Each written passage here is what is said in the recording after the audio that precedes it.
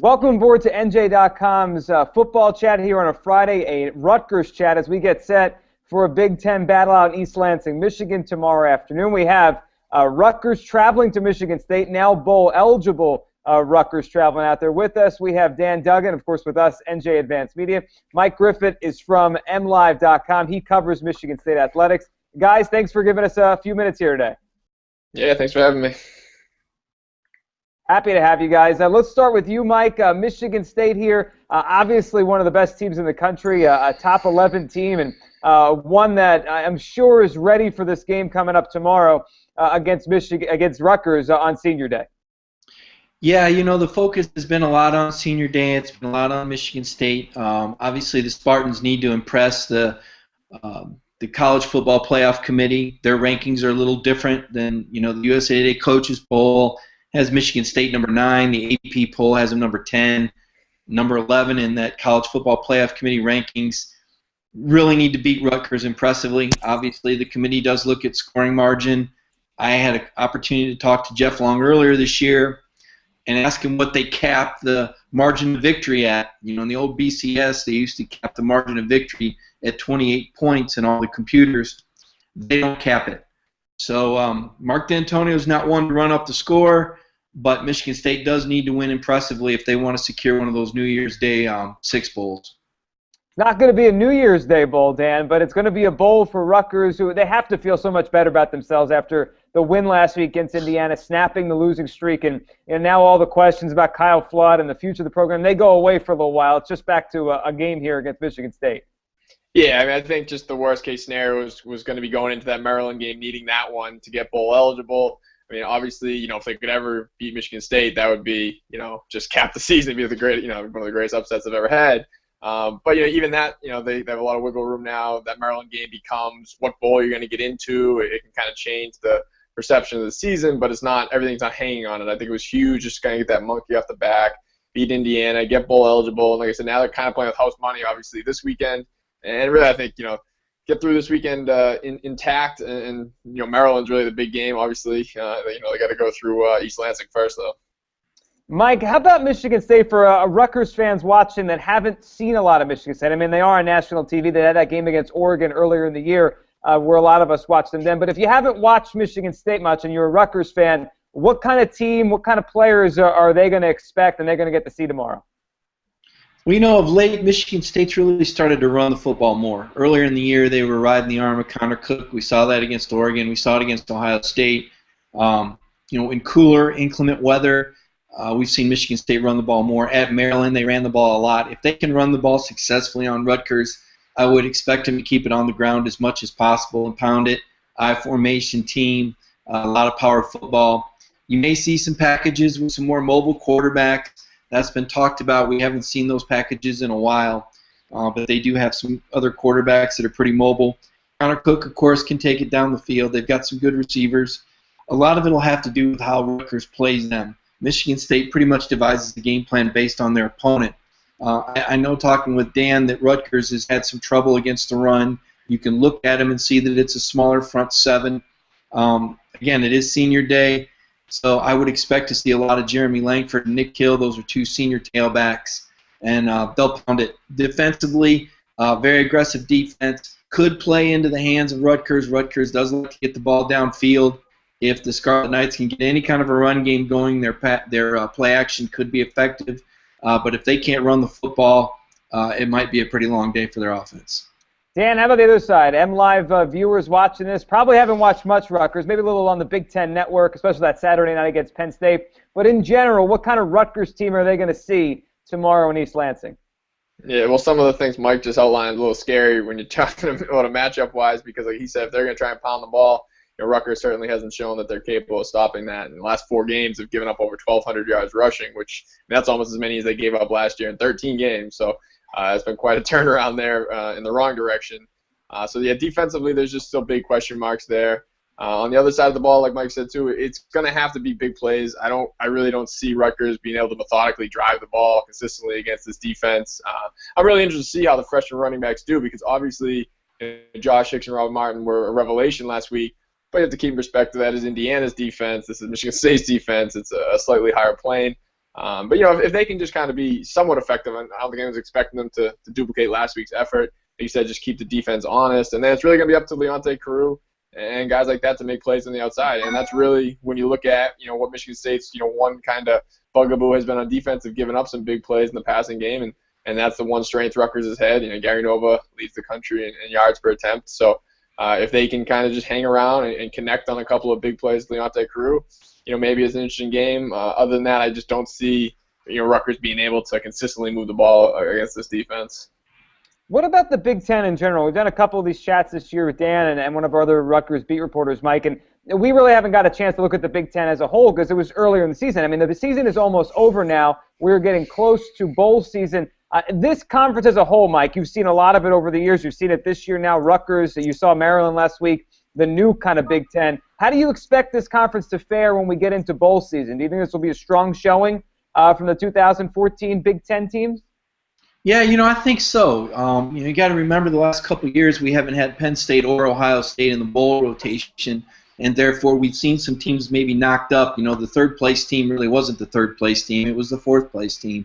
I think with Ohio State and Penn State back in the picture, though, particularly Ohio State, I think you'll see a better showing. I think we've already seen some things. Rutgers, right off the bat, went out west and was able to beat Washington State. I think that bode well for the Big Ten. Wisconsin should have beaten LSU in Houston. They called that a neutral site game, but Houston's very close to LSU. That was really a regional home game for LSU. Michigan State, although they lost to Oregon, they were up by 2 scores over the Ducks late in the third quarter at Autzen Stadium. Really probably should have won that game had they played better, executed better in the fourth quarter.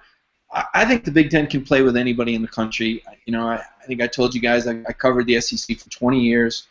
And when the SEC is great, I know when it's great. We've seen it. They've won national titles. But what you're seeing in the SEC this year is not great football. You're seeing sloppy football. You're seeing a lot of young quarterbacks. And yet, a lot of people are drinking the Kool-Aid because the SEC is beating the SEC, and therefore it must be great until you look a little bit deeper and see that Indiana, a team that has not won a Big Ten game, a team that Rutgers handled easily, beat Missouri at Missouri. That game's not going to go away. That's not a fluke when you go into another stadium and win. Somehow SEC folks apologize for that, and Big Ten critics ignore that. But sitting here in my seat and seeing what I've seen in college football this year, I think the Big Ten is as good as any conference in the country, and I think there's a lot of parity in college football. I think the Pac-12 is very good. I think the Big 12 can be very good. I saw Michigan State go into Maryland and win easily, quite frankly, 37-15. That's a team that TCU beat by 3 points, and yet everybody thought that was the team that West Virginia beat by 3 points. And yet everyone thought when TCU beat West Virginia in a close game, that was just the greatest thing on earth. So the transitive properties are what they are. The eye test does not lie. You can look and see where the best running backs in the country are at. They're in the Big Ten. And, certainly I think Michigan State's defense is pretty good. And right now I'd put J.T. Barrett up against anybody in Ohio State. If they're not one of the top 4 teams in the country in the playoff, that'd be a travesty. Dan, agree. I know you do the power rankings on NJ.com with the Big Ten every week. I mean, is this conference a little bit underrated here as we get close to the postseason? Seems like Mike certainly thinks they're going to do pretty well. Yeah, it's tough to follow that up. He covered all the bases there. I think I guess whenever we won't really know until around New Year's Day. But I guess he cited a bunch of the examples there where the Big Ten has definitely fared a little better than probably the national perception.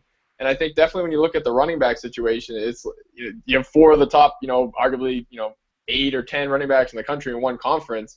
I think it's tough to look at teams play within their conference and then extrapolate how that'll go when you play different styles and everything. So I think that's going to be really interesting. I think Mike made some good points about having Ohio State in there and just how that'll affect the matchups. Like you said, if it's the third place Big Ten team playing against the second place Big 12 team, whatever it might be. It's not as accurate as a matchup, so I think that'll be interesting to see how that plays out. But it always comes down to matchups when you get to bowl season, and I think it's going to be interesting to see some of these kind of smash-mouth Big Ten teams, how they do against some of these other conferences. We're talking Michigan State Rutgers. Mike Griffith of MLive.com, Dan Duggan with us, NJ Advanced Media, as we get set for this game coming up on Saturday with Rutgers traveling out to East Lansing. Mike, if this is a game in the fourth quarter, and I don't know if any of the 3 of us believe it will be, but if it is, What happened? Did Michigan State not show up? Did Rutgers have a great game plan, maybe hit some plays down the field, special teams? What has to happen, I guess, for Michigan State to not be comfortably ahead, in the fourth quarter tomorrow? Well, you mentioned special teams, and that's something that we really haven't talked about. And, Dan kind of tipped me off to that earlier this week about, just how proficient Rutgers has been blocking kicks this year. And Michigan State has had some struggles in their field goal game, and really against Maryland was the first time that they had bogged down a little bit in the red zone, having to settle for 3 field goals in the first half of that game. That has not been Michigan State's MO. But if they continue to have some red zone issues and they try and kick a field goal, certainly Rutgers has proven that that can be a game-changer type of aspect for the Scarlet Knights. Michigan State has not had many troubles with turnovers. They have one of the best turnover margins in the country. But you never know how weather's going to play a factor in that. You mentioned overlooking Rutgers. You would think at this stage of the season that you wouldn't overlook anyone if you're Michigan State. If Michigan State can win these next 2 regular season games in their bowl game, this senior class will tie for the winningest senior class in Michigan State history. They do have things to play for. You've got some guys moving up career lists. But if for whatever reason they decide that they don't have to show up for Rutgers, you can get in trouble in a hurry. I don't take that victory that Rutgers had at Washington State lightly at all. It's tough to go out west, number one, and number two, to play that style of football. I've seen Rutgers go west before and go into hostile environments and play good football. This is not the pushover program that it once was. It's got 6 victories. It just got done pounding Indiana. It knows what to expect. It had a tough 3-game stretch against Ohio State and Wisconsin and Nebraska. So I think the Scarlet Knights know what they're in for. Michigan State senior day, sometimes you wonder where these guys' heads are at. Last year they played Minnesota in a game that was probably closer than it should have been. I believe it was 14-0 or 14-3, but it wasn't a blowout by any stretch. If Rutgers shows up to play, they can stay in it. The big thing is they have to limit Michigan State from big plays. They need to try and pressure Connor Cook and force some turnovers, and I think they need to make some plays in special teams. Same question for you, Dan. If this is a game in the fourth quarter, what did Rutgers do right? Or I guess at the same token, what did Michigan State do wrong? I'd say Rutgers did just about everything right if it's a game. Like I said, the matchups, I just don't see a lot of advantages for them. So like you said, it has to be a lot of things going right as far as big plays on offense, like I mentioned earlier. Like Mike said, special teams. And the thing about the special teams, they haven't blocked a kick, I want to say, since that Michigan field goal. So it's been a little while. They're probably due to make a play. And even at that, they haven't had a return for a touchdown on either a kickoff return or a fumble return or a block kick return. Like they need a play like that can really turn things around in a hurry. So Jarian Grant kind of got on track against Indiana last week with a long kickoff return and good punt returns. They definitely need more of that again because field position I think is gonna be crucial. Because again, I just really think they're gonna have a tough time consistently moving the ball. I think it really comes down to a lot of things have to go their way. Like Mike said, the turnovers isn't something that Michigan State does very often, and they do take it away. So Rutgers needs to somehow flip that dynamic, which is obviously going to be a tall task. So my answer is pretty much everything needs to go right for that scenario to unfold. Last one for you guys. Mike, we'll start with you. Tomorrow evening when Rutgers fans are talking about this game, they're reacting to it on our website, who's the player that we might not know about right now, but we're going to know about tomorrow? We know about the quarterback. We know about some of the stars from Michigan State, but who's the player that's going to make a play or two that his name will be commented on NJ.com quite a bit tomorrow night? Boy, that's awful tough. If you look at Michigan State's team, guys, they have not had a Big Ten Player of the Week yet, which is pretty remarkable when you look at a team that's ranked number 11 in the country or 10 or 9, depending on which poll you look at. There's been a lot of good from Michigan State, but I haven't really seen anything dynamic. I mean, that's why it's remarkable that that they're sitting here at 8-2. Jeremy Langford's a pretty good running back, but he's probably only 5th or 6th best in the Big Ten. Tony Lippett is the Big Ten's leading receiver with 99.9 yards per game, but he's not a guy you've seen on SportsCenter a whole heck of a lot. And as celebrated and as good as that defense is, it's nowhere near as good as it was last year. You haven't seen the same type of staple plays. I guess a name that I think is starting to come out of anonymity, I mean, you're all aware of Shalik Calhoun. He's a New Jersey guy, and I'm sure Shalik will get his sack and a half or maybe 2, business as usual. But the guy who's emerging from Michigan State is an outside linebacker by the name of Ed Davis, who's actually near the top of the charts in all the defensive categories. Ed's a guy who could be eventually good enough to play in the league one day. He's a first-year starter. He'll create a lot of headaches for Rutgers. I can guarantee you that Kyle Flood and his coaching staff know about him and who he is. They'll send him on a lot of blitzes, and I think Michigan State's going to try and get to know him, and I think you'll see a lot of Ed Davis in the backfield. Dan, how about Rutgers? Who's the player that the student section at Michigan State tomorrow is going to be screaming about at some point? Well, I'm guessing Michigan State fans probably aren't too familiar with too many Rutgers players, period, so I could go really obvious. But then again, if they've been reading Mike's copy all week, I'm sure they're up to speed now on the big names like Leonte Carew and whatnot. So I think the freshman running backs, I mean, even they might be getting a little bit of acclaim after their performance last week, but if they can ever follow that up, I'm sure that'll be the two names in Hicks and Martin that they'll walk away saying, oh boy, like these guys are a little better than we thought, because obviously there's not a lot of tape on them, not a lot of highlights on them that really had one game to really shine. I'm going to go a little further off the radar though, because if NJ.com readers obviously know those guys well now. I'm going to say Andre Patton, the wide receiver who was looking like the number 2 guy out of camp, and he suffered just a complete freak injury where he landed on a ball in the last scrimmage and bruised his kidney and missed the first 4 games and really got set back because of that. So he's a guy who's shown that he can do it. He was in position to do it after training camp. And then when you add in the fact that Andrew Trezilli, who's been their kind of big play threat as a wide receiver, is questionable, and I would say it's probably closer to doubtful with a hamstring injury, someone's going to have to step up on the other side of Carew. So I think Andre Patton's a guy who hasn't had a breakout game yet this year, but I think maybe he's due, and he'd be a name if it can't just all be Leonte Carew. So I would say Patton is a guy if things are going to go well and the student section will be cursing somebody out, they might be saying, who is this guy? It would be Andre Patton, I'll say. Great stuff, guys. Appreciate a few minutes here, and I'll be watching tomorrow, and if Rutgers pulls off a special teams play early, I'll be watching even more closely down the stretch. Mike Griffith, Dan Duggan joining us here on NJ.com. Thanks for watching. Enjoy the game tomorrow, guys. All right, thanks a lot.